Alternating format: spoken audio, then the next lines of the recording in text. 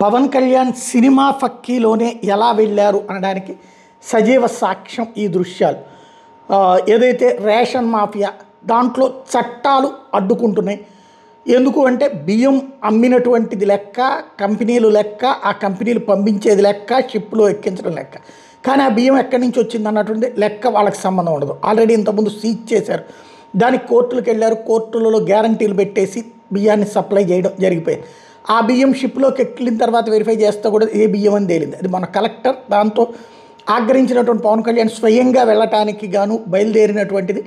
అక్కడ నాదెళ్ల మనోహర్తో పాటుగా ఇతర మంత్రుల్ని అక్కడ లోకల్గా ఎమ్మెల్యే కొండబాబు వీళ్ళందరినీ వెంట పెట్టుకుని వెళ్ళినటువంటి దృశ్యాలు, డైరెక్ట్గా షిప్కి వెళ్ళి వెరిఫై చేయడం దగ్గర నుంచి వచ్చినటువంటి ఈ దృశ్యాలు ప్రతి ఒక్క పవన్ అభిమాని మెదడులో జీవితకాలం ఉండిపోతాయి, లేదా ప్రతి ఒక్క తటస్థ పౌరుడి యొక్క మెదడులో ఉండిపోతాయి. ఇట్లాగా ఉండాలి కదా.